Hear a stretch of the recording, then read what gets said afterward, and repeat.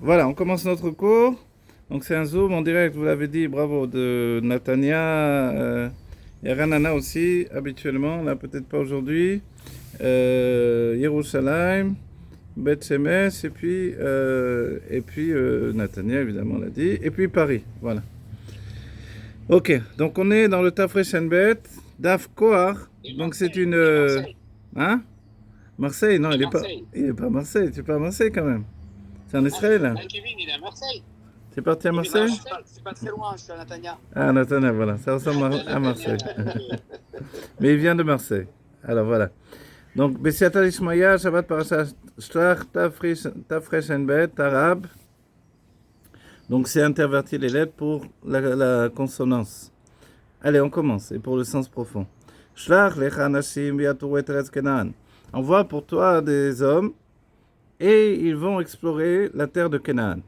Voilà. La Yatouru, comment on va dire, Yatouru, la vraie traduction, donc c'est pas un sujet de Meraglim, c'est un sujet d'exploration. Yatouru et Eretz Kenan.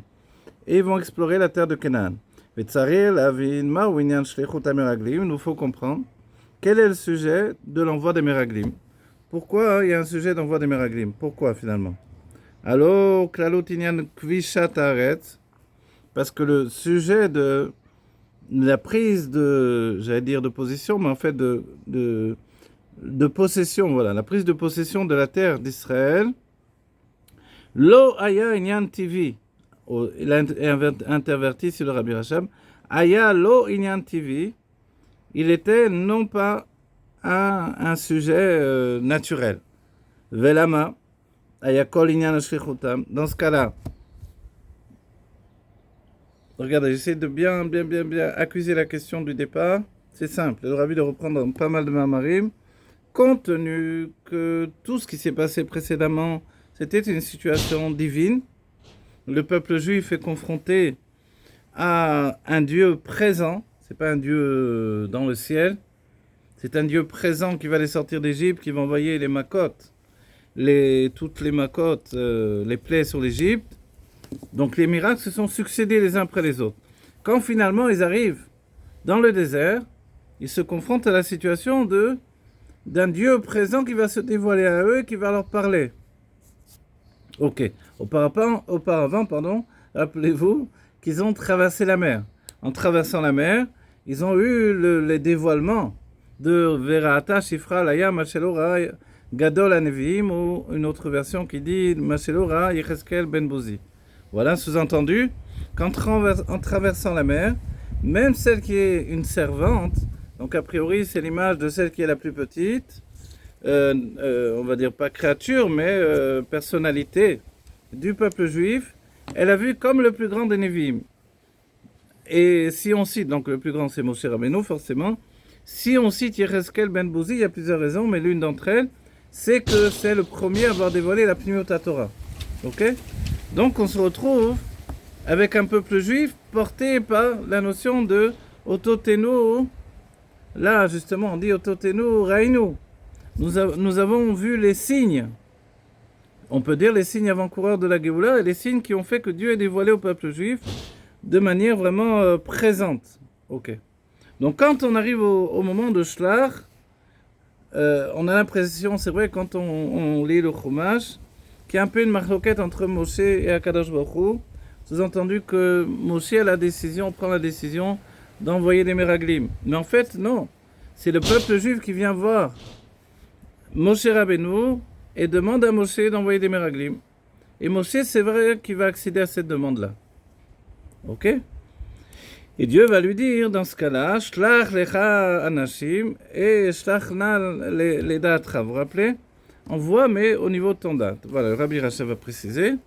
Donc, la question est, mais puisqu'on est dans une situation surnaturelle, pourquoi tout à coup vous voulez passer par les voies de la nature?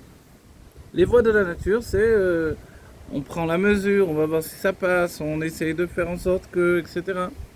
Mais là, on a bien vu que Aaron est nominamida, que le Aaron abrite, c'est-à-dire que le tabernacle, non, c'est pas que le tabernacle, ça aussi c'était miraculeux, parce que il portait ceux qui le portaient. quand on portait le Aaron Abrit lui-même, je ne sais plus comment on dit, l'arche d'alliance, elle portait ceux qui le portaient. Mais non plus, en plus que ça, quand on le rentrait dans le Kodesh Kodashim, on ne pouvait pas enlever les barres, et avec les barres, il ne pouvait pas rentrer dans le Kodesh Kodashim. Et malgré ce, il rentrait quand même dans le Kodesh Kodashim, sans avoir ôté les barres qui permettaient de transporter. Donc qu'est-ce qu'on s'apercevait? On s'apercevait que Aaron est nominamida, il n'a pas la mesure pour entrer dans cette pièce, on n'a pas agrandi les mesures de la pièce, on n'a pas ôté les barres pour le transporter, et ensuite, avec tout ça, il va rentrer exactement comme s'il était à la taille adéquate. Donc là aussi, c'est un miracle qui dévoile que on brise l'espace-temps traditionnel que Dieu a donné à l'humanité, aux créatures du monde, pour dévoiler un nouvel espace-temps. Et le chidouche, la nouveauté, c'est que c'est au sein même de la réalité qu'il y a un microcosme d'espace-temps qui, lui, va rendre cette situation divine. Qu'est-ce que c'est la signature du divin? C'est Nosé Fahim, qui réunit des contraires. Dieu réunit des contraires, alors là, c'est la signature de Dieu. Ok, une fois qu'on a dit tout ça, on est dans l'état d'esprit de Moshe. Il voit le peuple juif qui vient lui demander d'envoyer des Meraglim en Eretz Israël, des espions, espionner, c'est-à-dire vraiment faire un travail de ceux qui précèdent la guerre. Alors, Moshe lui déjà éthique le premier, mais il dit, bon, si vous voulez, moi je vais en parler à Dieu. Et Dieu lui dit, moi je conseille que non. Et si tu veux, toi, envoie les d'âtres. Alors on va voir dans le texte. Shlar lecha anashim ve'yaturu et Eretz Kenaan. Donc envoie des hommes. Le terme des hommes va être analysé. Pourquoi des hommes? Pas juste pour nous dire que c'est des hommes et non pas des femmes. Mais des hommes, ça sous-entend des Anshe Shem, des hommes de renom. Donc on n'a pas pris une bande de voyous, on dit allez-y. Et voilà, parce que de toute façon, je sais pas, vous venez de sortir de prison, on vous envoie là-bas. Alors quand ils reviennent, ils disent ah là-bas c'est une cata, on peut pas y aller, c'est une catastrophe, ils sont plus grands que nous, c'est pas une terre qu'on peut affronter. Ok. Non, on envoie des anashim. Anashim, c'est-à-dire des hommes de renom, des hommes de valeur. En d'autres termes, des tzadikim. V'yaturu et Eretz Kenaan. Et ils vont visiter, vous voyez la même racine que tourisme, v'yaturu et Eretz Kenaan, ils vont visiter la terre de Kenaan. V'tzarei lavin, ma'u inyan shlichut hameraglim. Il nous faut comprendre quel est le sujet de l'envoi des meraglim. Alors, klalut inyan akvishat haaretz, parce que l'essentiel, la généralité de la prise de pouvoir, la prise de possession de la terre d'Israël, Aïta, lo aya, lo inyan tivi. C'était pas quelque chose de naturel. Velama yakol inyan ashlechotam. Et pourquoi donc il y avait tout le sujet de l'envoi des meraglim dans ce cas-là? Dekasher akvisha i bederer tivi shayar la tour kodem leda tokev et chozek amedina. Quand évidemment on fait selon les voies de la teva, de la nature, alors c'est vrai qu'il faut envoyer, il faut prendre les mesures des choses, il faut effectivement voir quel est le pays, quelle est sa faiblesse, quelle est sa force, d'où il convient d'attaquer, de quel endroit, etc. Quelle est l'armée qu'il faut mettre en place, est-ce qu'il faut... Voilà, tous ces sujets-là. Mais là, quand on se retrouve à la situation dont on a dit, avec un peuple porté par Dieu, est-ce qu'il a lieu de faire ça? Voilà, il nous dit, Aval bekvishat haaretz zechora eno shayach kol ze, c'est-à-dire kol ze, le inyan de la tour kodem ledat tokev et chozek hamedina beze ofen beyicholet lekobsha. Alors, quand on prend en compte que on est le peuple juif et qu'on va prendre possession de la terre qui nous est attribuée depuis la nuit des temps, qui est en rapport avec notre âme, alors, l'echora eno shayach, a priori, il n'y a pas lieu de faire ça. Il n'y a pas de sens d'envoyer des meraglim. Eno shayach kol ze. Vegam, Awinyan Viaturu et Haaretz, c'est également, quel est le sujet? Ils vont visiter toute la terre. Lama lo nema leragel et Haaretz. Kemo shnaim anashim meraglim. Dans ce cas-là, si l'intention était vraiment d'envoyer des espions, pourquoi le texte écrit la tour et Haaretz? Viaturu et Haaretz, c'est-à-dire ils vont visiter la terre. Pourquoi il n'est pas dit ils vont espionner? Comme il est dit, par rapport à ce qu'on voit dans l'Haftara, le fait de Yoshua qui va réellement envoyer des miraglim, lui, avec le consentement de Dieu. Alors là-bas, il est écrit que Kemo, dans le texte, ou Kemo Shnaim Anashim Miraglim, 2 personnes qui sont des miraglim. Ok, Vegam Maoinyan, Veyaturu, et Aretz, lama lo nemar leragel et Aretz, Veine Moshe Amar, Laem, Gimel, Dvarim, Lirot. Et Moshe, en plus de ça, il a dit, il y a 3 choses à voir. Quelles sont les 3 choses qu'il faut voir? Aleph, et Am, chez Omer, Oreitem et Aretz Ma'i. Voir le peuple. Quel genre de peuple il y a là-bas? Et sur ce point, alors, Moshe leur a dit, vous verrez le peuple. Quel est ce peuple? De Kavana i al Yoshve Aretz kemo shepiresh Rashi Zal. Donc l'intention, le peuple qui est établi sur la terre d'Israël, comme nous le dit Rashi. Bet, deuxièmement, Aretz Atzma, kemo shkatuv uma Aretz. Deuxièmement, la terre elle-même. Et la terre, comment elle est cette terre? Là, c'est vrai, à nouveau, on se dit, bon, quoi, Moshe aussi, il est en train de demander la terre, dans le sens, elle est bonne, mauvaise, etc. Gimel, Harim, Kmoshkatou, Uma, Harim. Et également, ce qui est dit, et les montagnes. Observez les montagnes. Quelles sont les montagnes? Alors, après coup, maintenant, compte tenu, que le Rabbi Rachel, lui, va pas tellement rentrer immédiatement dans l'analyse du sujet, va le repousser à l'analyse d'autres sujets qui continuent son livre, donc des sujets divins. Alors, tout ça, nous, on sait que ce sont des questions ce ne sont pas des questions simples, ce sont des questions extrêmement profondes, qui ont lieu de voir effectivement la terre, comment elle se désigne comme une terre de bien, comme une terre de valeureuse, comme une terre de bonheur, comme une terre d'abondance. En fait, derrière toutes les désignations de Moshe, il y a le fait de faire remarquer au peuple juif que, regardez le peuple qui habite là-bas, regardez la terre, regardez tous ces éléments. En réalité, il n'y a pas de quoi avoir peur, mais il y a de quoi comprendre combien Dieu veut nous donner des bonnes conditions de vie. Il nous faut comprendre quels sont ces 3 sujets-là. C'est quoi ces 3 sujets-là? Ok.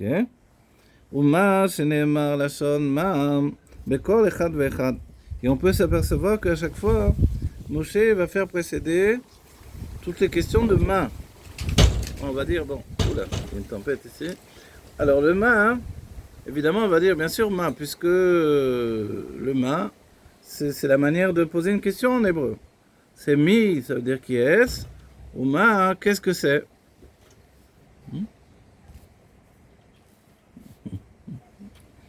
Donc, d'accord, c'est bon pour vous? Ah, voilà. Ok, maintenant, une fois qu'on a vu tout ça, il y a la grande question ma, c'est-à-dire pourquoi à chaque fois c'est devancé par le sujet de ma. D'accord? Le ma, nous on a déjà quand même à l'oreille des choses dans le sens de ma. Ma, c'est la shon, c'est l'étymologie de. Bon, on a déjà parlé, c'est la gematria Adam. Ma, on le voit dans Behema, il y a le mot ma dedans. D'accord? Behema, c'est vrai que c'est gematria Ban, mais peu importe. Le ma, lui, qu'est-ce qu'il a? C'est qu'il représente le bitoul du Adam. Donc en fait, d'un certain point de vue, on pourrait dire maintenant, nous, on n'est pas en train de répondre à la place du Rabbi Rachab, évidemment, mais on est en train de dire, le ma, c'est quand même la chorma, le ma, c'est la soumission, le ma, c'est toutes les notions de ce qui précède, en fait, la soumission à Dieu. Donc le ma, ça, c'est quelque chose qui est bien. Donc Moshe, il en remet plein de ma. Ma'aretz, ma'arim, ma'anashim. Alors, compte tenu que ce n'est pas des rigolos, mais des gens qui sont des hommes de Torah, on a dit des tzadikim, un tchéchem. Donc quand ils entendent toutes ces mains, ils peuvent se dire que Moshe est en train de leur donner du bitoul. Mais on dit, mi atipesh ameabed et kol ma shenotnim lo. Qui est le tipesh?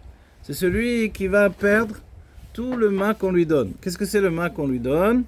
C'est cette notion de bitoul. Si on perd le bitoul, alors on perd tout. D'accord? Et pour comprendre tout cela, Yesh Lagdim, il y a lieu de devancer. Alors là, on est au courant, notre maman va commencer. Ma ce qui a été expliqué précédemment, des aorot timiotam shutim enam beprinam pshitut mamash Kepshitat Ein Sof.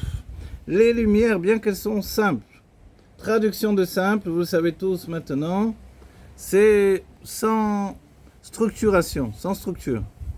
Puisque les lumières n'ont pas de structure, alors, si on dit qu'il y a cette notion des sphirotes, etc. dans les lumières, alors on peut sous-entendre que les sphirotes à la fois sont instructurées et sont quand même des sphirotes. On va voir dans le texte. Vous l'avez une cause bien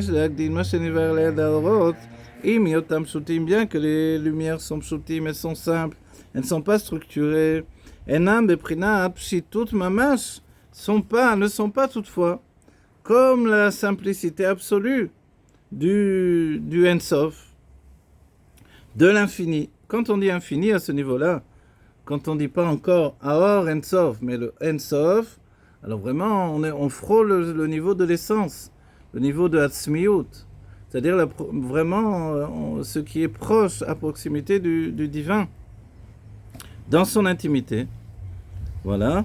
Share Omer Besefer Yetzira Asara Sfirot Blima, parce que dans le Sefer Yetzira, on a dit qu'il y a cette notion de Asara Sfirot Blima. Vous vous rappelez ça? Ce sont 10 Sfirot, mais Blima. Blima, on a dit Blimaout. Et là, on a le ma qu'on a posé tout à l'heure. Alors, Asara Sfirot Blima, 10 Sfirot. Sans Maout, on va dire qu'est-ce que c'est le ma? C'est sans nature profonde. On va dire, alors aussi, elles n'ont pas de nature profonde. Elles sont quoi alors? Elles sont au niveau de l'essence réellement. Chez Gam Be'aorot, Yesh Asara Sfirot, Rak she'en blima legabe hakelim. Ah, voilà, maintenant on comprend mieux. C'est en concordance, en relation avec les réceptacles, que ces 10 Sfirot vont s'appeler blima. Elles sont pshuta ou pas? Elles sont dans la pshitut. Il y a la notion d'être pshuta. Simple, c'est-à-dire sans structure, mais c'est uniquement par rapport aux réceptacles qu'on peut les considérer comme sans structure. Et là, précisément, on parle des lumières par rapport aux réceptacles. Les lumières qui, elles, vont s'intégrer dans le réceptacle. C'est-à-dire que même si la lumière, on a désigné, on a étudié, on a mis en place la compréhension de 10 lumières qui sont déjà une personnalité à part entière. Il y a la lumière de Chokhmah, la lumière de Bina, la lumière de Dat, etc. Toutes ces lumières-là, donc la structure du dévoilement divin, il ne se fait pas comme ça au hasard. Il est porté par 10 lumières qui sont déjà des sphirotes, mais dans les lumières. Non pas des sphirotes en entier avec lumière plus réceptacle. Ce sont 10 lumières de Oroth. Donc on va dire, 10 lumières de Oroth, c'est facile. 10 sphirotes de Oroth. 10 structures de dévoilement divin, mais dans la lumière, du côté de la lumière. Ok? On va dire, alors elles sont pshutot ou non, tes lumières? C'est ça, c'est la question que tu poses. Et elle est juste. Et en réalité, elles ne sont pshutot, elles ne sont dans la simplicité, c'est-à-dire sans structure que par rapport au réceptacle. Et si on traduit, on l'a fait déjà cette traduction avec le Rabbi Rachab, l'âme n'est simple, c'est-à-dire sans structure que par rapport au corps. Mais l'âme elle-même, de par elle-même, elle a déjà toutes les structures à venir. Elle a déjà toutes les forces de dévoilement que l'on va voir ensuite. ונדבר דהקו גם כמו שהוא כלול באור אינסוף. Et on va expliquer que le cave, même tel qu'il est encore englobé dans le Or Ensof, dans la lumière infinie, chez l'Ifnat Tzimtzum, d'avant le Tzimtzum, Yesh Bo Asara Sfirot, il y a encore les 10 Sfirot. Vous voyez qu'ici on parle de Tzimtzum, non pas uniquement en tant que Peoula, en tant qu'action divine, mais également Tzimtzum en tant que lieu, si on peut dire. Entre guillemets, en tant qu'espace. Donc le Chalal HaPanouy.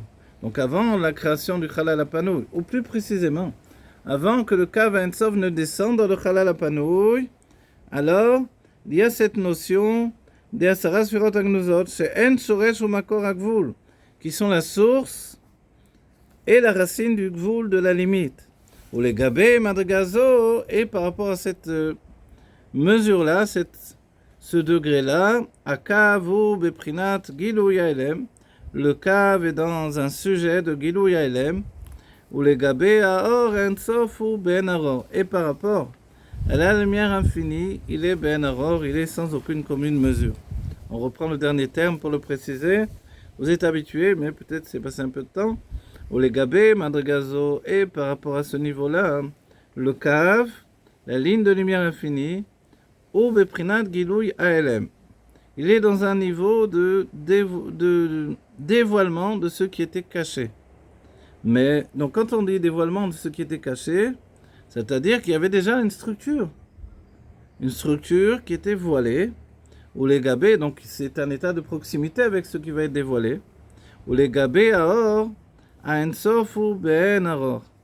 Et par rapport à la lumière, l'infini, elle est dans un niveau de ben aror. C'est bon pour vous? Yutret, Kwar, Valpisé, et selon cela, Efshar yesh lomar, ma she mashmauta etzraim ou שהיה יכול להיות גילוי אור הקו מבלי שיצמצם האור ויתעלם בתחילה. Ok. Vous rappelez qu'on a déjà vu cette question. Vous rappelez qu'on y a déjà répondu également. Donc, on peut se dire pourquoi le Rabbi Rachab va reposer à nouveau cette question-là. C'est quoi la question? C'est-à-dire que d'après le Etzraïm, il pouvait très bien y avoir le fait que le Tzimtzum se fasse tout en laissant le Or HaKav. D'accord? Le Tzimtzum se fait, et puis il laisse le Or HaKav, la ligne de lumière infinie, dans l'endroit du Chalal HaPanui. Ok? Dans ce cas-là, si la ligne de lumière infinie reste dans l'endroit du Chalal HaPanui, de l'endroit vide pour que les mondes puissent tenir, alors tout est déjà en place. Sous-entendu, il n'y a pas besoin de faire un Tzimtzum. Ça s'appelle un silo gamo, donc un retrait absolu de la lumière, et après seulement de faire venir la ligne de lumière qui va venir remplir le Chalal HaPanui, etc. Non, il n'y a pas besoin de tout ça. Alors on va dire alors quoi? Alors, il peut très bien avoir un silouk de la lumière, donc pour nous en traduction chassidique, un voile de la lumière infinie, et puis tout à coup, on s'aperçoit que le Kav Ein Sof est resté là. Ok. Et vous rappelez tous la réponse, puisqu'on a vu plus d'une fois, que la réponse c'est que Dieu n'a pas fait de cette manière-là, de manière à donner naissance au réceptacle, de manière à donner naissance au monde. Alors on va voir maintenant ici pourquoi il nous remet à nouveau, d'après le Etzraïm, ce sujet, on va dire dans la Tmouna, si on peut dire. Pourquoi il relance ce sujet alors qu'on ait répondu déjà 2 fois dans le Tafreshen Bet?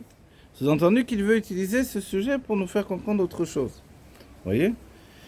Ok. Velichora, eno movan, valo mevoir bekama mekomot. Alors, ce n'est pas compréhensible. Parce qu'il est déjà expliqué dans plusieurs endroits. Qu'est-ce qu'il est expliqué? Des birdé, sheyegilui or hashayar el haolamot, afin qu'il y ait un niveau de lumière en relation avec les mondes. Ayat, sareliot siluk, veitalmut or legambre. Il peut y avoir un siluk, un retrait, veitalmut or, et un voile de la lumière, legambre, tout complètement. Hein. C'est-à-dire quoi? C'est-à-dire afin que il y ait vraiment ces situations que la lumière va se cacher totalement, alors il faut vraiment que la lumière disparaisse totalement. Pourquoi? Parce que ensuite on pourra définir une lumière en relation avec les mondes. Autrement, a priori, c'est pas possible. Ce n'est pas possible. Oh, qui a doua machal basé, comme on le sait, l'exemple sur ce point-là, Be'ashpata Sechel, Debe Sechel Arav, il reprend le sujet de l'influence du Rav par rapport à l'élève. L'influence du Rav, de l'intellect du Rav, par rapport à l'intellect de l'élève, Debe Sechel Arav, Kemo Shehu Latzmo, l'intellect du Rav tel qu'il est pour lui-même, en lui-même, et non nikar klal aor sechel hashayach la mekabel. Il n'y a pas chez lui aucunement le niveau d'intellect qui est en relation avec les élèves. C'est-à-dire qu'il n'a pas besoin de traduire, il n'a pas besoin d'expliquer, il n'a pas besoin de fournir des arguments, il n'a pas besoin de poser des questions pour que les élèves se mettent en place la recherche de compréhension, etc. Non, pour lui, c'est comme ça, c'est tout. Donc comprenez bien le Rabbi Rachab. Comment lui, il est en train de tout structurer par rapport à nous, qui sommes ses élèves. Comment il est en train d'argumenter envers lui-même pour prouver quelque chose qui pour lui est clair et net. Sous-entendu que c'est une œuvre de chesed absolu pour nous. Pour lui, le Rabbi Rachad, tout est clair et net, tout est compris, tout est intégré. Donc alors on va dire, alors quoi? Alors en fait, toute la démarche, elle est pour le Mekabel. Lui, il a un dévoilement de Eloko, de divin. C'est fini. Mais pour nous, il va structurer tout ce qui est en relation avec nous. C'est un peu à l'image de la névoie, tout simplement. La prophétie reçue par le Navi, le prophète, elle est là, elle est claire et nette pour lui. Mais maintenant, il va falloir la transmettre. Et ce qui est extraordinaire, c'est que quelquefois, tout au moment où le prophète reçoit la prophétie, il reçoit déjà la manière dont il doit transmettre la prophétie. C'est-à-dire qu'il y a déjà une situation de troisième personne. Lui, il y a une relation maintenant on va dire presque de cause à effet entre lui et Dieu. Mais ensuite, il y a déjà la mise en place de la troisième personne. C'est-à-dire que Dieu met en place la situation où il va expliquer aux autres. Et quand il reçoit la prophétie, il reçoit aussi cette situation de pouvoir l'expliquer aux autres. Et on va dire, mais on va nous dire, et là c'est rapporté, les sages vont le souligner, il y a eu des tas de prophètes. On n'en connaît que quelques-uns. On va dire, mais pourquoi on connaît que ces prophètes-là? Parce qu'en fait, ce sont les prophètes qui étaient capables de transmettre, d'expliquer au peuple juif la prophétie qu'ils avaient reçue. Mais autrement, en eux-mêmes, c'était pas possible. C'était pas possible de penser que tout le monde peut comprendre la prophétie. Pour comprendre la prophétie, il y a aussi le niveau du prophète qui est capable de transférer une prophétie depuis les mondes divins vers le peuple juif et d'être capable de la mettre en relation avec le peuple juif. Ok. Donc maintenant, le Rabbi Rachab, c'est comme ça, c'est un univers divin qu'il veut mettre à notre portée. Donc en fait, toutes ces questions, tout ce fait de revenir en arrière, de reprendre, de rajouter, de nous dire la lumière et les pshuta, le Gilouya Elem, le Horakav et tout ça, etc. Est-ce que c'est pour lui? Non, en fait. C'est pour nous. C'est son chesed absolu de nous transmettre tout ça. Sa générosité fabuleuse. Voilà. Ça, c'est important de le souligner.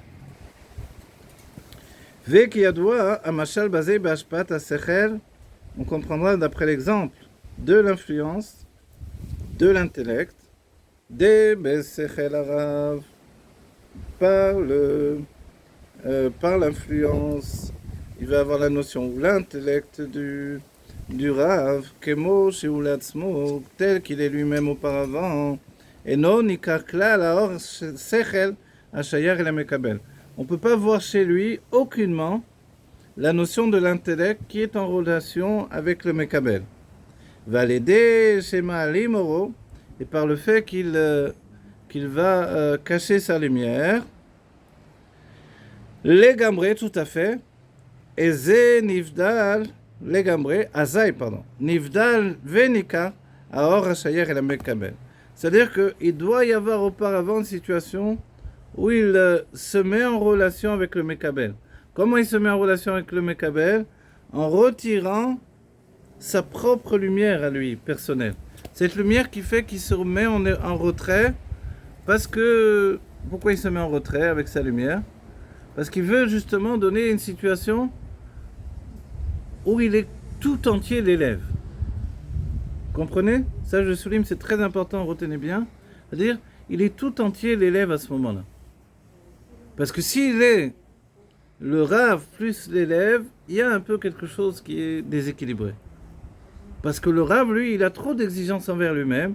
Il a un niveau d'introspection divine qui est tellement élevé que ça ne peut pas être en relation avec l'élève. Donc tout à coup, il se met en relation avec l'élève à un tel niveau que en fait, il n'y a plus que l'élève. Donc en fait, dans son intellect à lui, il y a tout à coup un esprit qui est l'esprit en relation avec l'élève uniquement. Et l'esprit en relation avec le véritable niveau du Rav, il n'est pas, on dirait en hébreu, l'homophia, karega. Pour l'instant, à ce moment-là, il n'est pas dévoilé, il n'est pas dans un état de dévoilement, dans un état où il se met en place. Veimken, les fisés, איך היה אפשר שיישאר אור הקו מבלי שיתעלם האור לגמרי? Le Rabbi Rachab nous dit, tout ce que l'on vient de dire là, hein, c'est un exemple. Un exemple pour la situation du Rav et du Mekabel. D'accord? Le Rav est l'élève, Mekabel c'est l'élève, celui qui reçoit.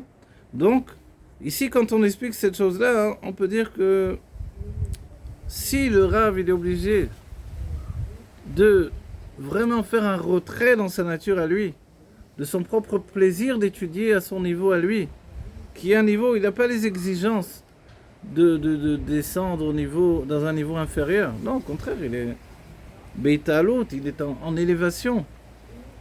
Lui, ce qu'il recherche, c'est maintenant l'élévation, la compréhension du divin, l'attachement à un niveau supérieur. Tandis que dès qu'il va devoir expliquer à un élève, il se met en relation avec un niveau inférieur. Et ça, hein, ça n'existe pas chez lui. Si ça n'existe pas chez lui, en fait, tel qu'il est, lui par rapport à lui, alors il est obligé de mettre en retrait totalement sa propre nature, sa propre manière d'étudier pour dévoiler ce qu'est réellement l'état de l'élève. C'est-à-dire que l'élève, lui, tout à coup il apparaît et il devient une nécessité, une référence. Et on peut dire que c'est à partir de cette nécessité, cette référence, que tout va se mettre en place. ועל פי הנ"ל יש לומר מאחר, יש להבין מאחר, שיש... Alors, au final de tout ça, il dit, mais alors, אם כן לפי זה, d'après ça, donc, איך היה אפשר שישאר אור הקו מבלי שיתעלם האור לגמרי? Puisque ça, c'est le sujet. Comment il est possible de dire que le Or HaKav aurait pu se retirer sans qu'il se retire véritablement tout à fait? C'est-à-dire qu'il laisse la situation du cave. Donc le Or Ensof se retire, il laisse la situation du cave. Alors, si on rapporte ça à la situation du maître et de l'élève, alors on est en situation où le maître, s'il ne fait pas un retrait total, ce qui s'appelle un achat atzmuto, il se met de côté totalement pour être en relation avec l'élève, alors il n'est pas possible pour lui d'enseigner à l'élève. Parce que, vous savez pourquoi? C'est parce que la situation de l'élève tel qu'il est, dans sa démarche inférieure de compréhension du sujet, elle n'apparaît pas du tout chez lui. Donc, comment Dieu aurait pu enlever le Kav à Ensof, la ligne de lumière infinie, ou l'infini, parce qu'il a formulé comme ça, mais ça voulait dire comment Dieu aurait pu retirer l'infini, la lumière infinie, en laissant le Kav Ensof de l'Echatrila. ועל פי הנ"ל יש לומר, יש להבין, מאחר שיש שורש ומקור לאור הקו ואור אינסוף שלפני הצמצום. Et d'après donc ce qu'on a étudié précédemment, il nous faut comprendre, compte tenu qu'il y a une racine et une source de la lumière du Kav, באור אינסוף שלפני הצמצום, dans la lumière infinie qui précède le Tzimtzum, ואין 10 ספירות הגנוזות, et ce sont les 10 ספירות הגנוזות, שאין זה בחינת העצמות, et ce n'est pas la situation de l'essence du Or Ensof, à Blikvul, Rak ma sheklulim be'Or Ensof, c'est uniquement le fait que elles sont incluses dans le Or Ensof. De quoi on parle? En fait, on parle des 10 Sphirot Agnuzot. Vous voyez avec moi là, vous y êtes? L'Alpizé, je reprends pour bien expliquer, il me semble que je n'ai pas bien expliqué, mais je n'ai rien expliqué en vérité. Voilà. Compte tenu qu'il y a une source, il y a une racine du Or HaKav, de la lumière du Kav, qui se trouve dans l'Or Ensof, dans la lumière infinie, avant le Tzimtzum, Ve'en Asara Sphirot Agnuzot. Qu'est-ce que c'est? Quelle est la préparation du Kav dans le Tzimtzum, dans ce qui précède le Tzimtzum, pardon. Dans le Tzimtzum lui-même, ça va être le Kav Ensof. Mais dans ce qui précède le Tzimtzum, alors où ça se trouve? Il nous dit c'est les 10 Sphirot Agnuzot. 10 Sphirot qui sont encore englobées, Bematsidan, dans la source de lumière infinie d'avant le Tzimtzum. Ok? Et il nous dit que Ve'en 10 Sphirot Agnuzot, she'en ze prinat ha'atzmut de'Or Ensof. Ce n'est pas en fait l'essence de Dieu l'essence de la lumière infinie de Dieu, mais les 10 Sfirot Agnuzot. Et il nous dit, Ablikvol rak ma sheklulin ba'or Ein Sof. Elles sont sans limite, mais elles sont contenues dans la lumière infinie. Ok? Donc là, on se retrouve avec une base. Les 10 Sfirot Agnuzot, on peut dire, elles sont déjà le cave avant qu'ils soient mis de pachette, avant qu'ils se répandent, avant qu'ils se donnent tout entier pour apporter la construction des mondes dans le Chalal HaPanoui. Donc c'est le cave avant le cave, c'est les 10 Sfirot Agnuzot. Alors voilà, Chai, si tu penses que peut-être les 10 Sfirot Agnuzot, elles voient le cave avant qu'il n'émerge des 10 Sfirot Agnuzot pour venir dans le Chalal HaPanoui. C'est vrai, c'est bien comme vision des choses, mais je crois qu'ici, ce que le Rabbi Racham nous dit, c'est pas dans cette idée de 10 Sfirot qui voient le cave, mais plutôt de 10 Sfirot qui contiennent le cave. Tu vois? Et c'est là où on nous dit que, compte tenu que ces 10 Sfirot, elles contiennent déjà le cave, qu'elles sont 10 Sfirot. Donc il y a la numération de 10 Sfirot, numérologie de 10 Sfirot, la désignation de 10 Sfirot. Donc 10 structures. Ok?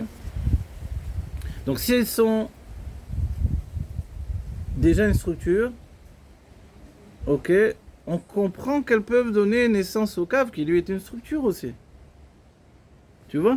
Donc elles contiennent le cave. Des structures différentes. C'est vrai, structures différentes, mais tu vas découvrir que le cave lui-même, il n'est pas réellement autre chose que la pénétration de ces 10 sphirotes à l'intérieur du Chalal HaPanoui. Bon, c'est vrai qu'il ne va pas rentrer 10 sphirotes de Agnuzot tout entière, mais lui, il va projeter vraiment toute la désignation de la Malchut, des Asara Sfirot Agnuzot qui va pénétrer, et même la notion de Tiferet Anelam, etc. Donc, lui-même, il va avoir une construction personnelle de 10 sphirotes en lui-même, tu vois. Donc forcément, il est en corrélation avec les 10 sphirotes Agnuzot, telles qu'elles sont encore englobées dans la pshitout d'avant le tzimtzum, la simplicité d'avant le tzimtzum. Mais ce qui l'appuie à nouveau, c'est de nous dire que finalement, les 10 sphirotes elles-mêmes, Agnuzot, elles ne sont pas pshutot comme leur makor. C'est ça qui vient désigner. Elles ne sont pas simples comme leur source, desquelles elles vont engendrer le Kav Ein Sof. Le Kav Ein Sof, il est comme les 10 sphirotes. Il est de la lumière infinie, mais il est porteur de sphirotes. D'un autre côté, tu peux penser que les 10 sphirotes Agnuzot, elles sont complètement pshutot, puisqu'elles s'appellent Blima, donc elles n'ont pas vraiment de relation avec les mondes à venir. Mais en fait, il nous dit que non. Elles sont déjà dans la structure à venir. Alors pourquoi on nous a dit toute l'explication qu'en réalité, elles sont blima, etc., qu'elles ne sont pas vraiment de structuration désignée, si on peut dire. C'est juste comme une appréhension de ce qui sera ensuite. Et en fait, c'est que elles sont blima par rapport à la situation du Chalal HaPanoui, des mondes inférieurs. Mais par rapport au monde supérieur, si on peut dire entre guillemets, donc avant les mondes, hein, en réalité. Donc là-haut, dans la pshitout du Or Ein Sof, la simplicité dans le tzimtzum, la base apparaît comme déjà l'établissement de la volonté de Dieu, qu'il y ait un monde structuré en 10 sphirotes. Tu vois? Donc de ce côté-là, on n'est pas étonné qu'elle puisse enfanter une sorte de cordon ombilical qui va gérer la naissance d'un enfant dans un huis clos qui ressemble au ventre de la mère, qui est le Chalal HaPanoui. Tu vois? Cet endroit vide. Parce qu'il y a une relation de sphirote à sphirote. Donc il est le monde avant le monde lui-même. Non seulement le Kav Ein Sof, mais les 10 sphirotes Agnuzot. C'est ça ce que le Rabbi Rachab veut nous dire. Les Imken. Mais à ce moment-là. Ouais, vas-y. Vas-y, oui. Mais à ce moment-là, on a d'abord le Reshimo. C'est un exemple c'est un plan de la création, si tu veux. Et les sphirotes Agnuzot, ils sont comme le Reshimo, c'est-à-dire c'est un autre plan qui est, si tu veux, spirituel par rapport au Reshimo. C'est deux choses qui vont se mélanger. Alors bravo, c'est super. C'est un peu comme ça que le Ramak a pensé, si on peut dire quoi, parce que évidemment la pensée du Ramak, c'est pas forcément de mon niveau ni du tien, mais le Rama, comme précédemment, il a dit que la source des Kélim, c'est les 10 Surot Agnozot. C'était cette idée-là que tu mets en avant. C'est-à-dire vraiment qu'il y a une structuration qui est mise en place des mondes à venir auparavant déjà dans les 10 Surot Agnozot, tu vois. Et ça ressemble un peu à l'idée du Reshimo.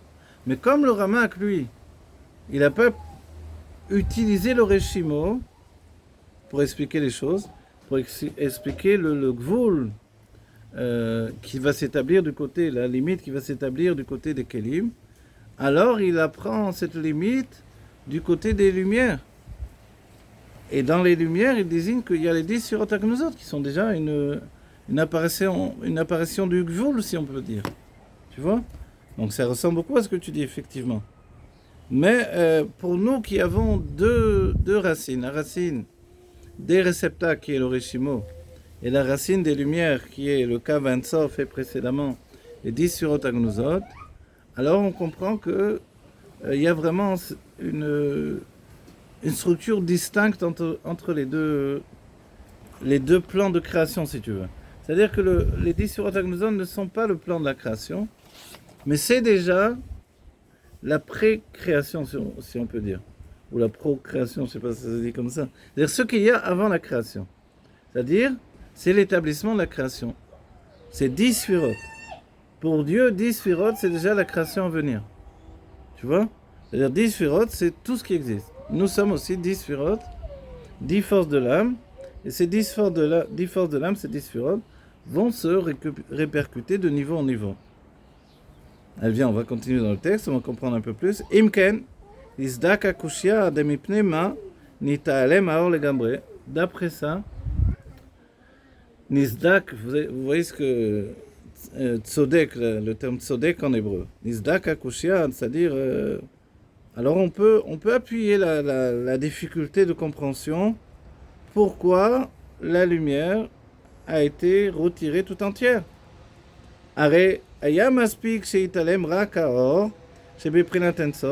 Il suffisait que Dieu voile uniquement la lumière du niveau du Ensof, veishaer or hakav animshar me Ensof, me asa surot agnozot shebeor Ensof roulé. Alors serait resté le cave qui vient des 10 surot agnozot. Pourquoi il dit que tout à coup on peut légitimiser cette question-là, cette pensée-là? C'est parce que dès qu'il définit qu'il y a quand même une structure dans les 10 surot agnozot, et que le cave il est porteur de cette structure-là.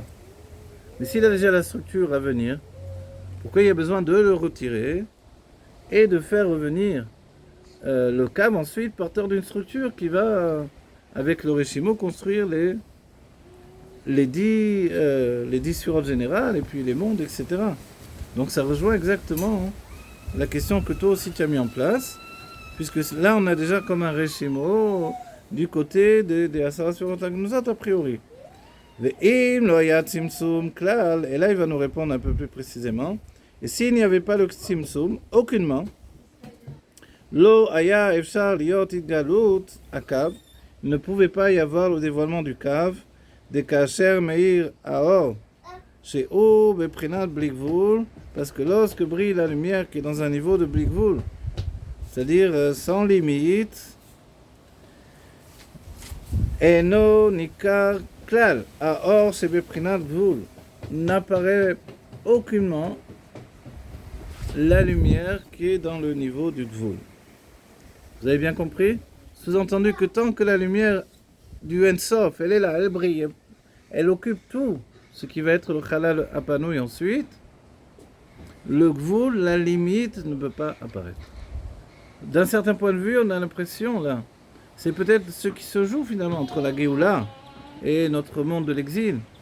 C'est qu'on a l'impression, c'est soit la Géoula, tout est Dieu, donc le Dat et Dieu, soit l'enfermement à l'exil, avec la rigueur, avec tout ce qu'on vit. Mais on comprend que non, il doit y avoir un état de rencontre entre les deux. Et là aussi, Il doit y avoir un état de rencontre entre les deux. Mais auparavant, il faut qu'il y ait un retrait de la lumière infinie pour qu'apparaisse le gvoul, la limite. Et le gvoul, il apparaît par le biais de l'apparition du Reshimo à l'intérieur du Chalal HaPanouï. Ce qui a fait penser à certains qu'il ne vient qu'ensuite, qu'après le Tzimtzum. Vayenu de kasher haya gilui or ha'ensof kodem ha'tzimtzum hayu 10 sfirot hagnuzot betelim legamre ba'or ensof bli gvul. C'est-à-dire, il nous dit que tant qu'il y avait le Or Ensof, tant qu'il y avait la lumière infinie, alors dans tous les cas de figure n'apparaîtrait jamais la limite, et cette limite, elle ne pourra pas... Vous voyez ce qu'on étudie là, c'est comme de dire, on découvre quand même. Parce que nous-mêmes, on a dans notre vie au quotidien la lutte entre l'âme divine et l'âme animale. Et on peut se dire que comment l'âme divine va pouvoir s'imposer à l'âme animale qui est tellement puissante? A priori, c'est pas possible. Mais en réalité, on se rend compte que si l'âme divine, dès le commencement, aurait été dévoilée, et que l'âme animale n'aurait pas eu toutes ces années-là, 12 ans, où elle aurait pris possession de notre être et intégré en nous un bilboul terrible, en fait, un voile terrible du divin dans notre vie, alors si l'âme divine ne se serait pas retirée, la limite et l'établissement de notre âme dans le monde de la nature et matériel, ça n'aurait jamais pu exister. Donc il a fallu que l'âme divine se retire totalement, entre guillemets, elle est voilée totalement en tout cas, pour que on s'essaye presque à une vie de non-juif, et que tout à coup on découvre que oui on est juif, et oui on a un travail à faire, et oui on peut vivre avec Dieu, et oui on doit vivre avec Dieu, et oui il y a des mitzvot que je dois accomplir, etc. etc.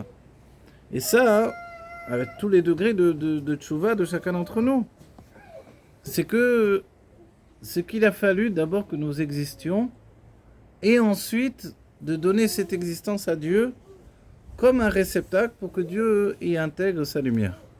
Vous voyez ce que l'on dit ici? C'est-à-dire que si du début l'âme divine aurait été dévoilée avec toute sa puissance, jamais l'individu que nous sommes n'aurait pu exister. Jamais nous, par exemple, qui nous connectons là pour étudier ensemble, on aurait pu fonctionner ensemble, parce qu'on aurait été totalement annulés à la lumière divine, et peut-être qu'on aurait été tous semblables, tous les mêmes. Mais compte tenu que la lumière s'est cachée de notre vie, et qu'on a eu au moins jusqu'à 12 ans, même quand il y a eu l'influence des pères et des gens qui étaient religieux autour de nous, etc., ou celui qui était totalement dans l'exil, dans l'autre côté, même dans la Touma, etc. Donc il a eu le temps de se construire de manière individuelle en dehors du dévoilement divin. Tout à coup, la lumière vient, donc le dévoilement de l'âme divine, pour certains c'est la tchouva, et l'âme divine, elle ne peut pas rester en dehors de notre vie des années trop longtemps. Donc à un moment, elle arrive, que ce soit 20 ans, 30 ans, 40 ans, 50 ans, peu importe. Quand elle arrive, elle a trouvé un réceptacle. Ce réceptacle, c'est la vie que l'on avait précédemment, qui devient un réceptacle pour être utilisé par la lumière de l'âme divine. Et le rabbi, c'est exactement ce qu'il a dit. Quand on a un métier avant la tchouva, on ne doit pas jeter ce métier et faire tchouva, et ça y est, on est quelqu'un d'autre absolument. Non, c'est-à-dire que Dieu a investi sur nous, sur ce métier, sur cette construction, et par la tchouva, on doit intégrer tout ça, on doit intégrer cette lumière nouvelle de notre vie dans les kélim que l'on avait conçus auparavant. D'accord? Et ça, c'est extraordinaire. C'est pas ou blanc ou noir. C'est une infinité de degrés de gris, en fait. De couleurs qui sont extrêmement raffinées. Quand le Mashiach se dévoile, non seulement il va dire toi tu es Lévi, toi tu es de telle tribu, toi tu es Cohen, toi tu viens de Issachar, toi tu viens de Zevulun, toi tu... Chacun va nous dire notre tribu, d'où nous venons exactement. On va dire et alors, s'il nous dit notre tribu. Et alors, mais on saura exactement quelle est la part de Eretz Israël qui est en relation avec notre âme. Parce que quand la terre a été distribuée, elle n'a pas été distribuée au hasard. On va dire oui, mais le monde entier va devenir Eretz Israël. Alors c'est vrai à ce moment-là. On va également se répandre dans le monde entier. Mais la terre Israël qui va se répandre dans le monde entier, elle va établir également les 10 tribus dans le monde entier, les 12 tribus dans le monde entier. Et c'est vrai que si le Beth Amikdash et Yerushalayim vont être toujours reliés à Yehuda, une partie à Binyamin, et également la notion des Lévim et des Kohanim, qui n'ont pas à part entière de part dans la terre d'Israël, alors, d'un certain point de vue, nous on pourrait être de partout dans le monde, en relation avec notre âme. Et ça, tout ça, c'est possible parce qu'on a existé également auparavant avec notre nature, avec ce que nous sommes. Et ensuite, Dieu nous donne une lumière qui brille dans notre vie. Voilà. Donc en fait, Dieu aurait pu donner la Géoula immédiatement. Il a prévu dans son plan initial de faire qu'il y ait l'exil. Et une fois que l'exil est construit, il est même installé, tout à coup se dévoile la lumière de la Géoula et elle trouve un réceptacle pour la Géoula, qui est l'exil en fait. C'est ça l'un des grands dévoilements de la pensée du Rabbi. C'est de nous dire on ne barre pas, on n'efface pas l'exil et on fait un nouveau monde, la Géoula. Non, l'exil c'est exactement le monde qu'il nous faut, ou le réceptacle qu'il nous faut pour dévoiler la Géoula. Voilà, et ça c'est merveilleux. Donc ici on comprend mieux. Ve'im lo haya tzimtzum klal lo haya efshar liot itgalut hakav. Mais s'il n'y avait pas du tout de tzimtzum, on est en train de poser la question si la lumière ce serait pas dévoilée complètement, retirée complètement, mais aurait laissé le kav en sof. En fait, on comprend que non, il fallait à tout prix qu'il y ait un tzimtzum legamre, total, le voile de tête total, pour qu'ensuite il y ait l'apparition des kelim, des olamot, etc. Et il nous dit, ve'im lo haya tzimtzum klal, mais s'il n'y avait pas du tout de tzimtzum, lo haya efshar liot itgalut hakav. Ensuite, il n'était pas possible qu'il y ait le dévoilement du kav. Dès qu'asher meir aor, שהוא בבחינת בלי גבול, אינו ניכר כלל האור בבחינת גבול. Il nous dit, si la lumière infinie brille totalement, alors on ne peut pas reconnaître la lumière limitée. Là, je me rends compte que, d'abord, je n'avais pas totalement compris cette phrase-là du Rabbi Rachab, mais je me rends compte qu'il est en train de dire, en fait, que le tzimtzum, il permet d'identifier le kav aussi. C'est-à-dire que le kav, lui, il est une part de la lumière infinie, certes, mais qui porte en lui une structure. Cette structure, c'est-à-dire une limite. Mais si la limite n'a pas été annoncée précédemment, n'a pas été mise en place précédemment, comment on va pouvoir ensuite s'établir par le biais du kav? A priori, c'est pas possible. Donc en fait, on comprend bien que le kav ne peut se mettre en place qu'une fois qu'il y a eu le tzimtzum. Parce que par le biais du tzimtzum, le kav, lui, il peut être un message qui est perçu par les mondes à l'intérieur du Chalal HaPanoui. Même si les mondes vont naître par le biais du kav. Vous comprenez? Ça, c'est extraordinaire.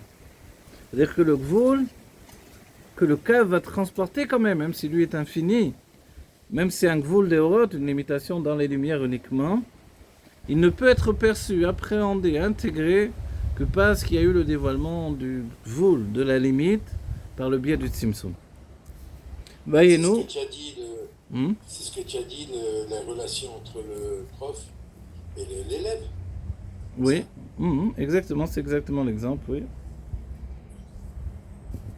Voyez-nous, des kasher aya gilui oren sof, kodem hatzimtzum, ayu asara sfirat hagnuzot, betelim legamre beoren sof bli gvul.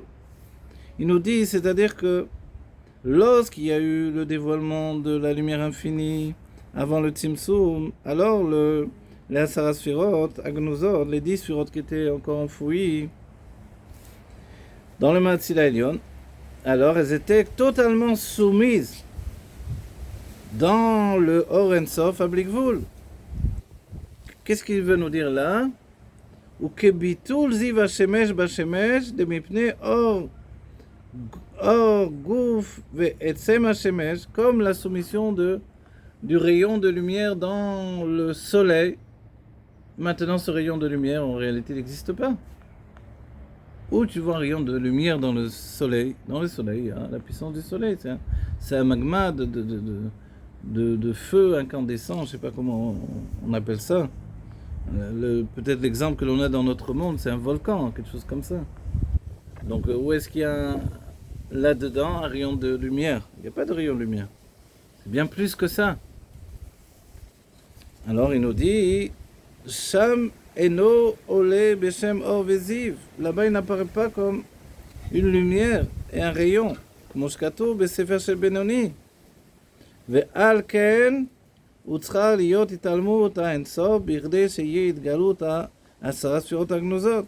Donc il faut qu'il y ait un retrait de la lumière infinie de manière à ce que se dévoilent les 10 sfirot hagnuzot.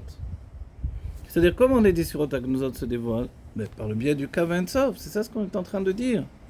C'est-à-dire que le Kav Ein Sof, lui, il ne peut porter son message, qui est le message des 10 Sfirot HaGnuzot. On va dire, qu'est-ce qu'elles veulent de nous, les 10 Sfirot HaGnuzot? Elles veulent établir 10 Sfirot. 10 Sfirot de Alam Kanmon, 10 Sfirot de Hakodim, 10 Sfirot de Nikudim, 10 Sfirot de Brudim, qui est le monde de Hatzilut. Nikudim, c'est le monde de Tov. Et 10 Sfirot de monde de Bria, 10 Sfirot de monde de Yitzira, 10 Sfirot de monde de Asiya et 10 forces de l'âme au-dedans de nous. Voilà, c'est ça le message du Kav, qui est le message des 10 Surot HaGnuzot. Si on comprend ça, on a compris tout le Seder de la création des mondes. On est là, ça y est, on a compris toute la Kabbalah. Alors, c'est 10 Surot. Asara Surot Blima, qui vont en fait, qui sont déjà la structure à part entière des mondes à venir. Mais tant qu'il n'y a pas eu un retrait total de la lumière, ces 10 sphérot-là, elles vont être comme le rayon du soleil dans le soleil. Elles ne vont pas du tout apparaître. Donc, elles sont nulles et non avenues, si on peut dire. C'est seulement par le biais du Tzimtzum, les gambrés, total, que le Kav Ein Sof, il est porteur de 10 sphérot en relation avec le Gvul, la limite qui existe maintenant, nouvellement, on va dire, c'est Nitratchut, dans le Chalal HaPanui. כמו שכתוב בספר של בינוני, voilà, on a vu, וזה יספיק שיהיה התגלות הקו מעשרה ספירות הגנוזות, וכולי. Voilà, il nous dit, en fait, il suffit qu'il y ait le dévoilement du Kav, qui lui provient de 10 sphérot hagnuzot, pour dévoiler, en fait, ces 10 sphérot hagnuzot. Vous voyez, on a appris quelque chose de nouveau. Moi-même, en vous expliquant, donc je ne suis pas le Rav originel, parce que le Rav originel, là, c'est le Rabbi Rachab. Mais moi, le Rav Emsaï, qui transporte l'enseignement du Rabbi Rachab, alors, je comprends moi aussi des choses nouvelles, dans le sens où, réellement, le Kav, c'est les 10 Sfirot HaGnuzot, mais sous forme de Kav. Mais il ne peut donner cette impression, cette puissance, cette révélation des 10 Sfirot, que parce qu'il y a le Reshimo qui est dévoilé maintenant par le biais du Tzimtzum.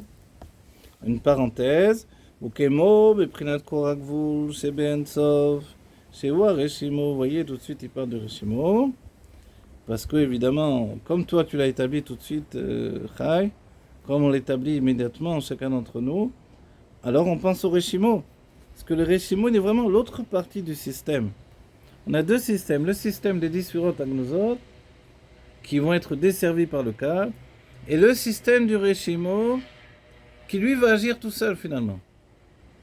On va dire pourquoi? Mais parce que le Reshimo, il est mis déjà en réserve, en avance, pour que au moment où il va y avoir le Chalal HaPanui dévoilé, c'est-à-dire le Tzimtzum, l'action du Tzimtzum, tout de suite il est là, dévoilé. Il est prêt à agir. Il attend qu'une seule chose, on va dire quoi? Ben, qu'on rallume la lumière maintenant.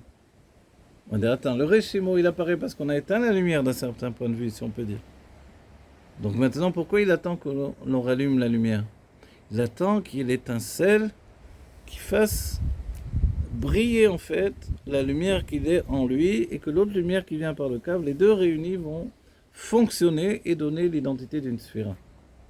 Donc en fait, lui aussi, il porte dans son être les sphérotes à venir et les mondes à venir. Comme le Kav Ein Sof. Mais le Kav, lui, il agit à sa manière et le Reshimo agit à sa manière. Le Kav, il agit du côté de ce qui s'appelle le Gvul Sheba Orot, la limite qui est dans les lumières. Le Reshimo, lui, il agit par le biais de la limite qui vient du Kor HaGvul, de la force de la limite, vraiment. Il y a la signature de la limite. On va dire, s'il y a deux limites, pourquoi il y a deux limites? On va dire, une c'est pour la lumière, deux c'est pour les réceptacles. Et la grande question c'est, mais est-ce que la même limite du Reshimo n'aurait pas pu suffire aux deux? Nous dit non, parce que on avait besoin du dévoilement de la lumière du côté du Kav Ein Sof. Et que cette lumière, elle ne pouvait pas être une lumière infinie sans aucune limite. Donc elle devait être porteuse de limites. C'est pour la lumière que le Kav Ein Sof porte une limite et qu'il y a 10 sur Agnosot. Mais pour la construction des mondes, on comprend qu'il y avait une nécessité d'avoir le Reshimo. Voilà, j'espère que vous n'avez pas trop embrouillé. Ok.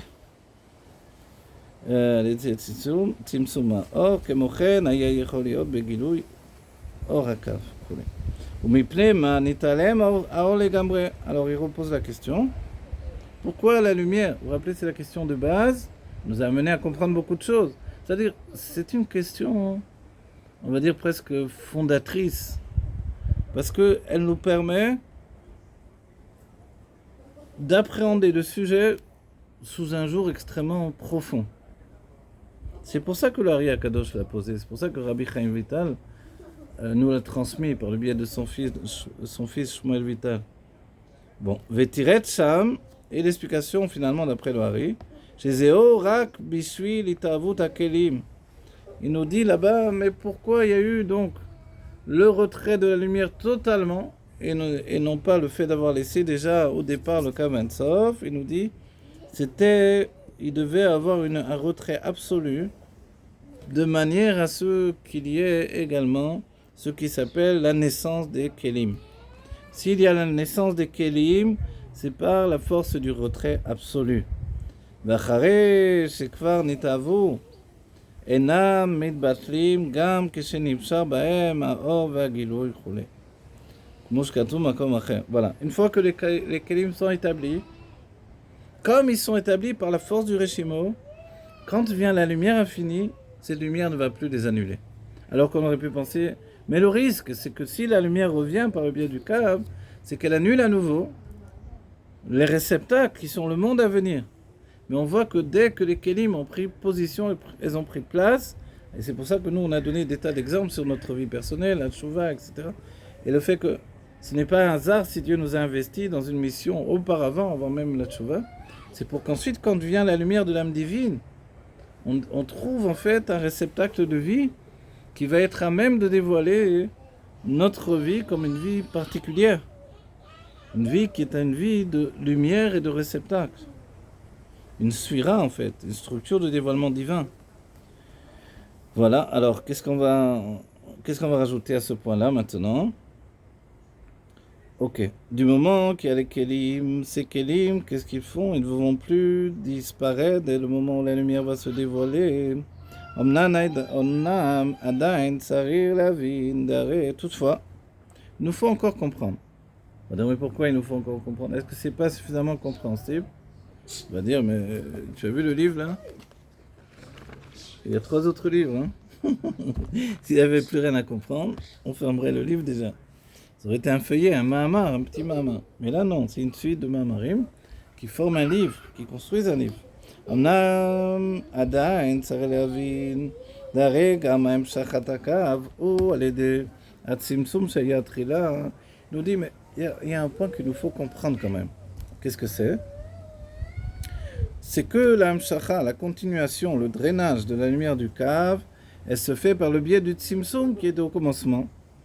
Vegam lefi amashmaou d'Etzraïm, également d'après le sens du Etzraïm, Shaya be'efshar sheishaer b'chinat hakav, dans lequel on avait établi la possibilité que reste la lumière du Kav. Mais kol makom hare aya al kol panim tzimtzum. Gam be'or hakav. Si le Kav serait resté là, disons Dieu avait pris la décision, je laisse la lumière du Kav. Ok? Mais quand il y aurait eu le Tzimtzum, il y aurait eu quand même le Tzimtzum dans la lumière du Kav. C'est-à-dire que Dieu n'aurait pas établi que le Tzimtzum aurait été en dehors ou protégé de Tzimtzum lui-même. Non, le Tzimtzum agit surtout le Chalal HaPanouy. Et même s'il y avait l'idée, on dit en hébreu dans le terme de la Torah, la Havamina, la possibilité de penser que Dieu ait laissé l'or à Kav, la ligne de lumière infinie, alors toutefois cette ligne de lumière-là, elle aurait été touchée par le Tzimtzum, elle aurait subi le Tzimtzum, ואם כן, איך הוא בחינת, או בבחינת, איך הוא בבחינת גילוי ההלם גם משורשו ומקורו. Il nous dit, dans ce cas-là, comment le cave, il est toutefois ce qui s'appelle le dévoilement du LM, de ce qui est voilé, d'après sa source et sa racine. C'est quoi la question? En d'autres termes, ça veut dire comment il est possible, puisque le cave, finalement, il est en relation avec le Chalal Apano, et que même s'il serait resté dans l'endroit du Tzimtzum, l'endroit du Chalal Apano, en préparation la suite, alors il aurait subi le Tzimtzum. Donc la lumière, elle aurait été voilée totalement. Dans ce cas-là, comment il peut être, lui, le Tzimtzum, le cave, pardon, dans une notion de dévoilement des 10 Sfirot Agnuzot? C'est ça ce que ça veut dire Gilui Ha'elem. Dévoiler ce qui était caché. Qu'est-ce qui était caché? Les 10 Sfirot Agnuzot. Comment le cave aurait pu dévoiler ce qui était caché? Ah, vous avez compris, c'est-à-dire que dans l'idée que le Tzimtzum est touché le cave, donc le cave est dénaturé par rapport à sa source. Donc les 10 Sfirot Agnuzot qui viennent se dévoiler, elles sont dans un état de ce qui s'appelle de Yesh Miain. Vous voyez, Ben Aror, sans aucune commune mesure avec la source. Là on nous dit Gilui Ha'elem, c'est-à-dire se dévoile ce qui était caché. Donc, il y a bien une situation de proximité. Mais comment il peut y avoir une situation de proximité puisque de deux choses l'une, soit le cave il serait resté en place et le Tzimtzum aurait touché le cave aussi, soit de toutes les manières le cave lui-même c'est aussi un Tzimtzum. C'est un Tzimtzum Bemiyut en réalité, c'est un retrécissement de la lumière, une mise en condition de la lumière par rapport à la finalité. Donc dans ce cas-là, comment tu peux dire que le cave il est encore au niveau des 10 Surot Agnuzot, à tel point que tu vas dire qu'il dévoile les 10 Surot Agnuzot? Vous voyez, la question, a priori, elle est pointue dans le sens où... Mais tu as répondu Alors, à vas-y. cette question. Alors vas-y, dis-moi, qu'est-ce que j'ai répondu? Mais puisque tu as dit que, que les Mekoubalim, à l'inverse de la Chassidut, ils disent il n'y a rien de divin en dessous, ça est coupé. Tu vois, il y a une séparation entre, si tu veux, le Dieu et le Tzimtzum. Et oui. la Chassidut vient expliquer que non, il y a un cave qui est protégé, qui a été voilé par Dieu, protégé par Dieu, pour pas qu'il se détériore. Enfin, je parle avec mes mots. Hein, Oui, d'accord. qui se détériore, et ça, ce cave-là était protégé par Hachem, par un voile. Oui, alors, d'accord. C'est bien ce que tu dis, c'est formidable. C'est formidable, mais tu comprends le simple fait que l'on ait... le simple fait que le Hari Akadosh ait voulu avancer l'idée que le cave Ein Sof aurait pu rester, ça nous a entraîné vers une possibilité de situations qui au final n'ont pas existé, mais qui nous entraînent à des difficultés ensuite pour établir des notions comme Gilui Ha'elem par rapport au cave Ein Sof. Ce Gilui Ha'elem, qu'est-ce qu'il veut nous dire? Que le cave dévoile ce qui a précédé. Toi, si tu nous dis que le cave il est protégé, ce qui est juste, ce qui est vrai, il est protégé du Tzimtzum. Donc dans ce cas-là, il dévoile ce qui a précédé, c'est vrai. Mais comment il peut s'intégrer dans le Chalal Hapanui, puisque là c'est que du Tzimtzum, et c'est que le Gvoul qui est dévoilé, tu vois? Mais il dévoile simplement les Sfirot Agnuzot, c'est tout. Ah, d'accord, mais dans ce cas-là, il aurait fallu aller dans l'idée que les Sfirot Agnuzot sont autant de Gvoul que le Ramak a pu le supposer. Parce que le Ramak, il pensait que les Sfirot Agnuzot étaient vraiment la source du Gvoul, de la limite qui se dévoile dans les réceptacles. Et lui, le Rabbi Rachab, nous a dit non, le Reshimo, c'est la source du Gvoul, de la limite qui est dans le réceptacle. Mais les 10 Sfirot Agnuzot sont la source du Gvoul, de la limite qui est dans les Orot, dans les lumières. D'accord, mais le Reshimo lui-même, quand Dieu il a fait le Reshimo, les 10 Sfirot Agnuzot faisaient partie du Reshimo, même s'ils étaient voilés, ce que tu veux. Donc, c'est pas quelque chose qui est de nouveau. C'est quelque chose qui se développe, qui ressort, comme tu dis, de l'âme divine. Si tu fais pas un Tzimtzum, on peut pas vivre, nous. Alors écoute, ce que tu dis, c'est très très très très profond.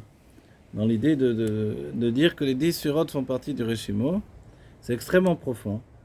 Une première réaction que j'ai eue, c'est de te dire non, elles n'étaient pas dans le Reshimo. Deuxième réaction, qui est une remise en question, et j'ai réfléchi à tout ce que j'ai étudié, donc il faut réfléchir vite, que effectivement, puisque le Reshimo, il est la résultante de la Shahara, l'évaluation, et que la finalité de l'évaluation, c'est la Aliyat Haratzon, l'élévation de la volonté, c'est la signature de cette volonté, c'est les 10 sur Agnosot.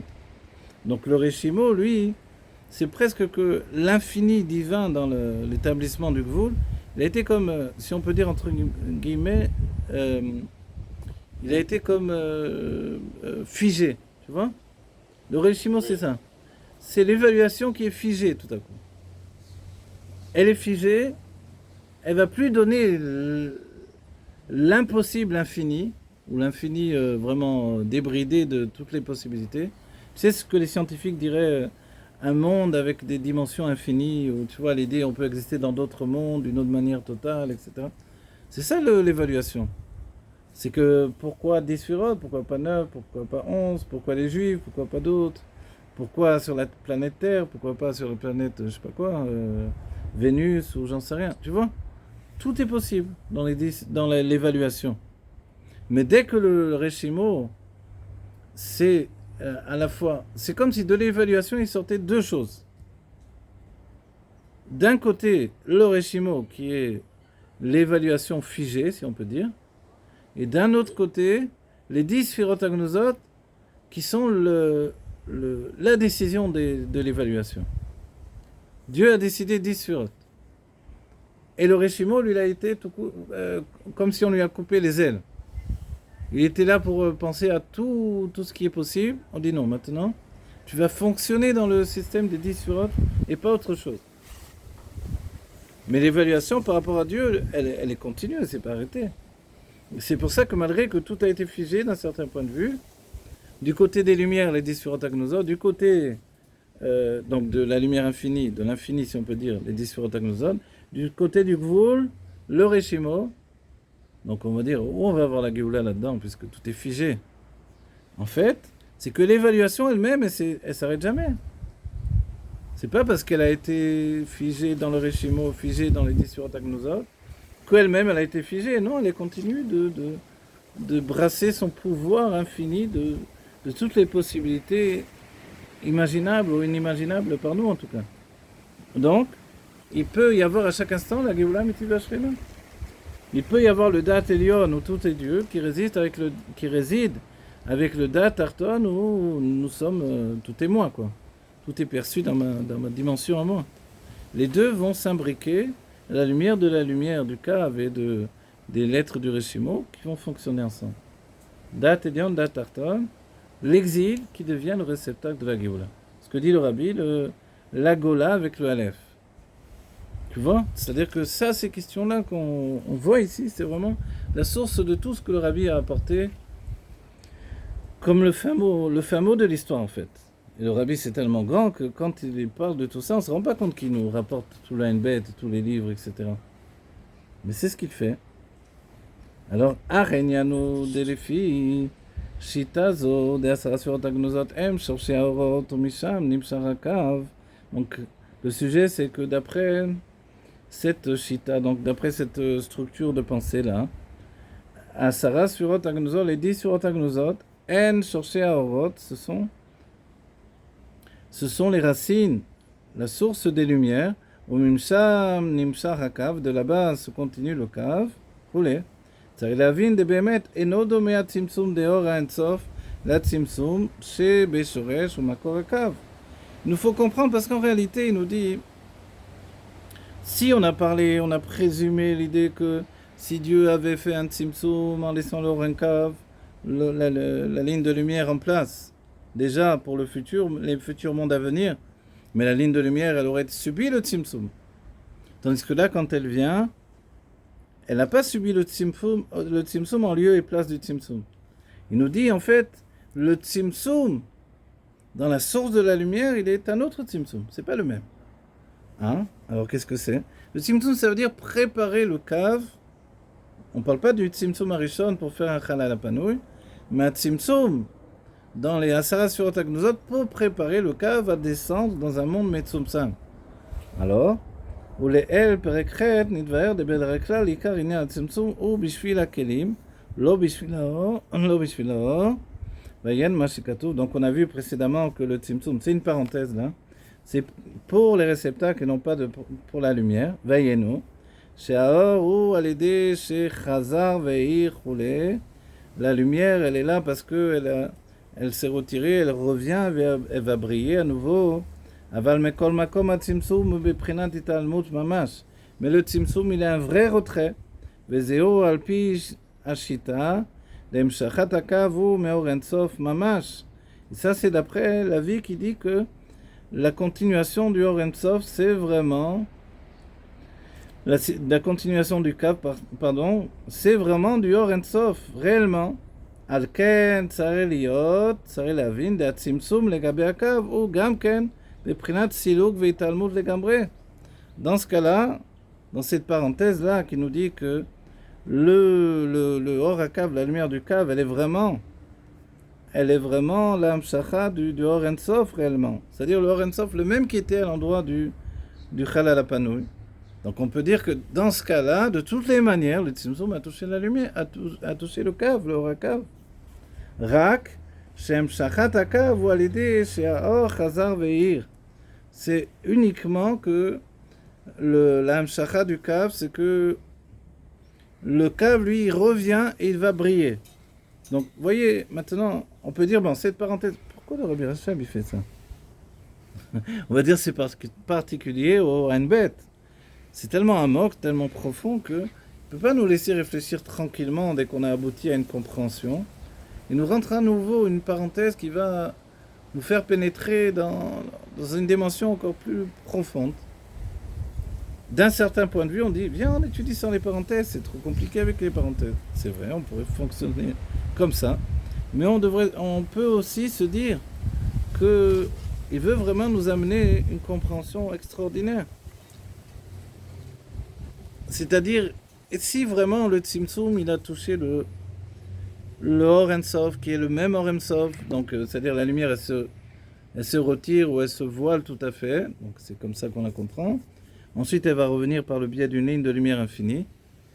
Mais le Rabbi Rachab, il te dit, mais si la lumière a vraiment touché le Kav Ensof, puisqu'il a touché la lumière qui va être transportée. Et là, il nous dit, parce que c'est bien la lumière qui s'est retirée qui revient avec le Kav Ensof.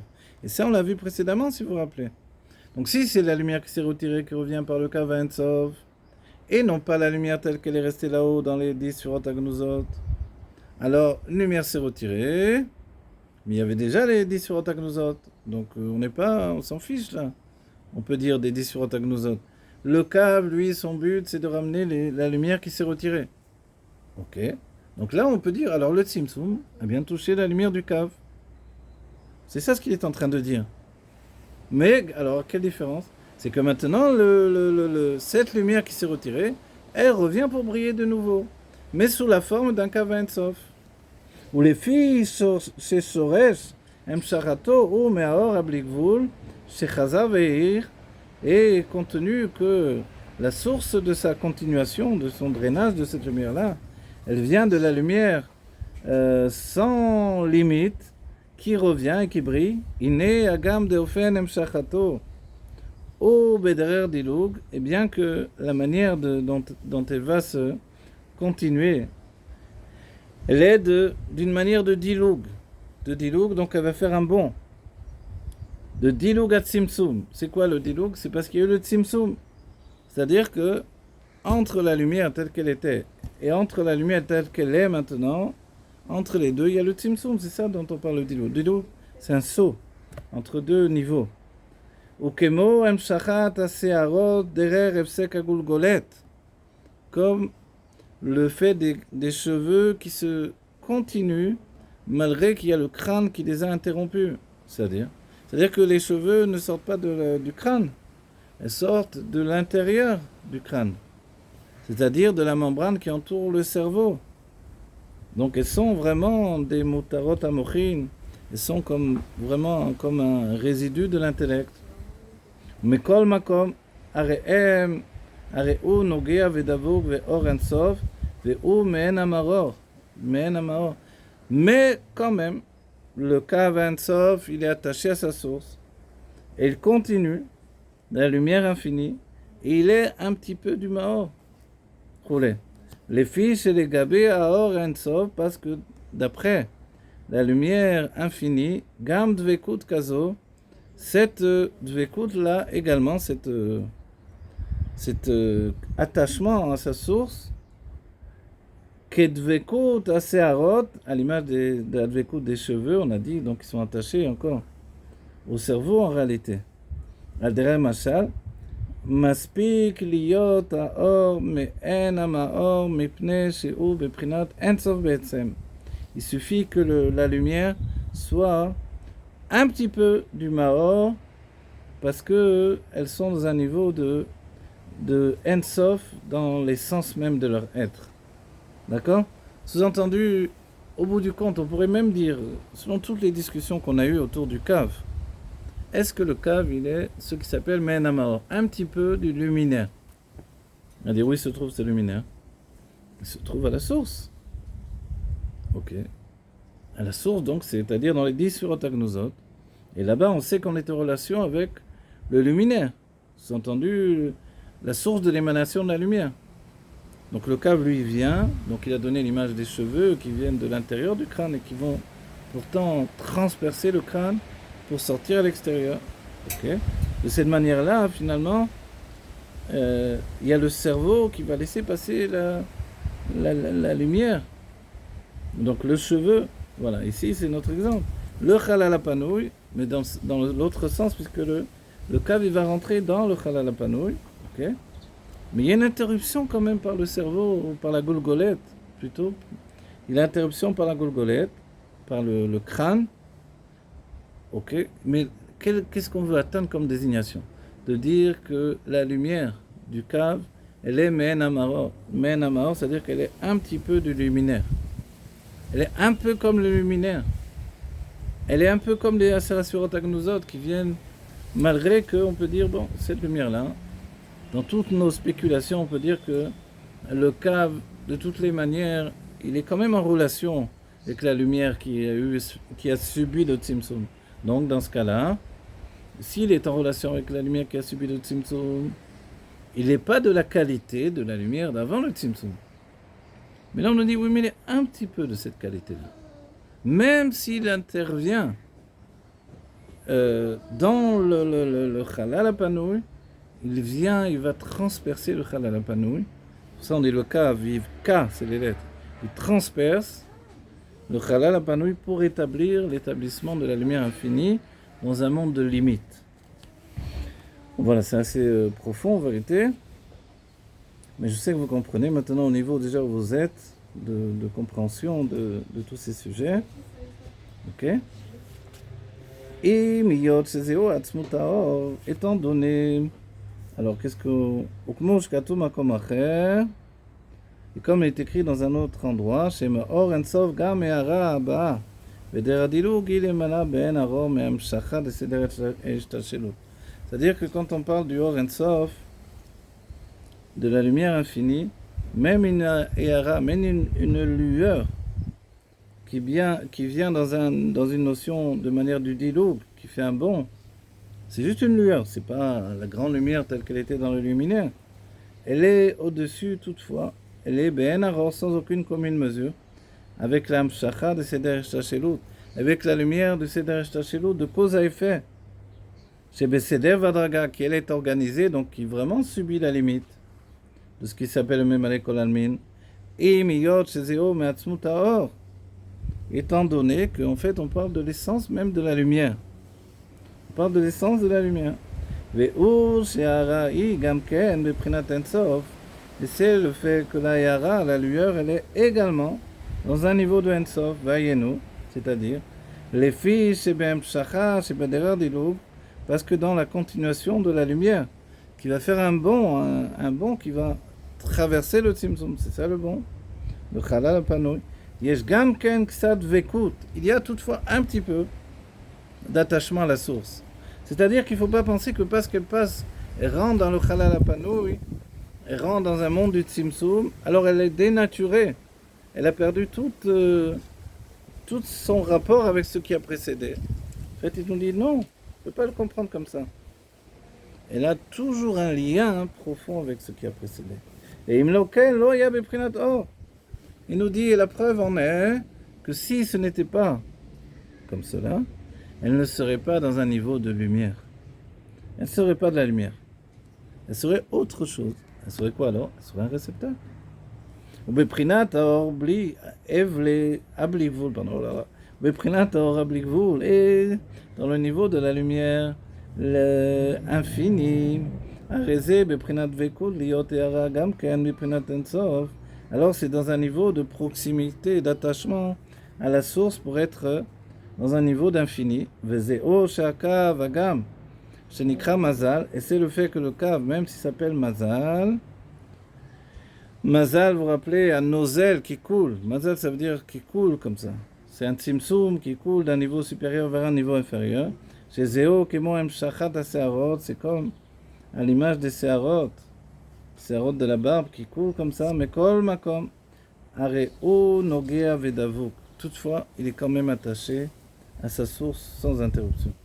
Vekol ze, la shita shem shachato meor ensof ablikvul.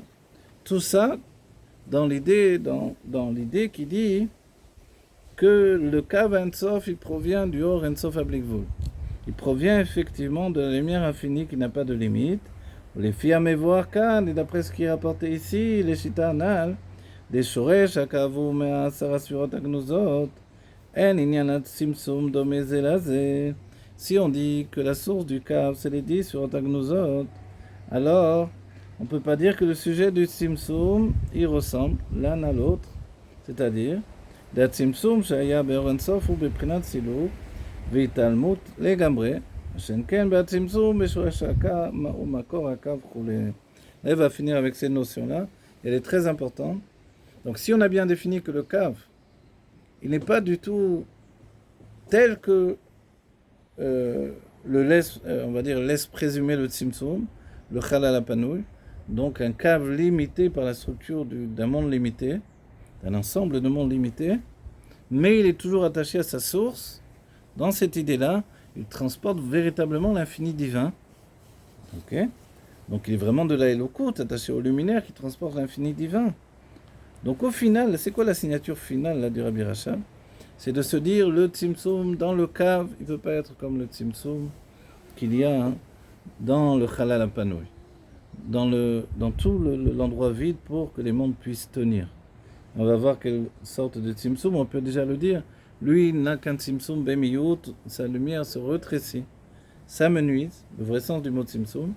Tandis que le Tzimtzum du Silouk, du retrait, de la Talmud, du voile de la lumière, c'est dans le Chalal HaPanoui, donc c'est dans le réceptacle, mais non pas dans la lumière. Voilà, on va dire le Kitsour, après on termine avec ça aujourd'hui. Kitsour, Veine Mashmaut HaEtzraim. Alors, le sens du Etzraim, des Gilou Yakav, Gambli, Shitalem, Aor, les Gambre, le fait qu'on puisse penser qu'il y a un dévoilement du Kav sans que la lumière ne se retire tout à fait, ne se voile tout à fait. Umuvan Alpiana, on comprendra d'après ce qui est rapporté précédemment. Sheyesh la Kav, Shoresh Meyuchad, Bipne Atzmo, En Asarasvot Agnuzot. On comprendra cette idée-là parce que le Kav lui-même, il a une racine, ce sont les 10 Surot Agnuzot. Verak, Kesheaya Gilouy Or Ensof Lo Ayu Nikarim.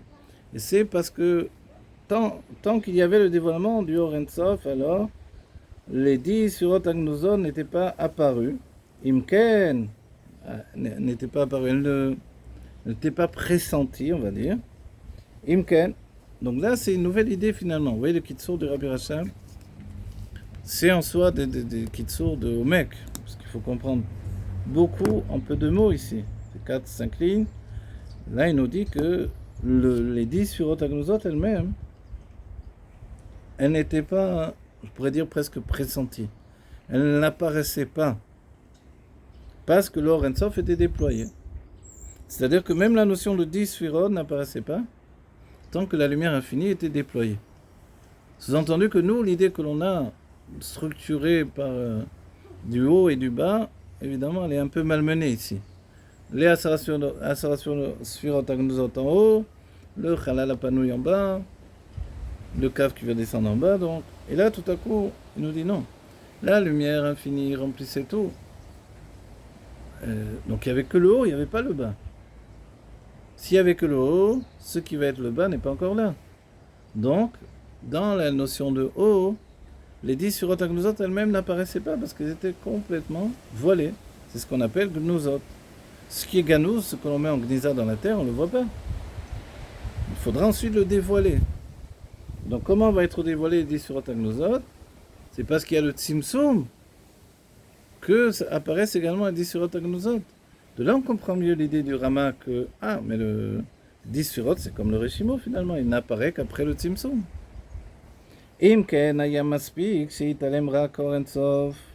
Donc il suffisait que Dieu fasse un voile que de Or En Sof,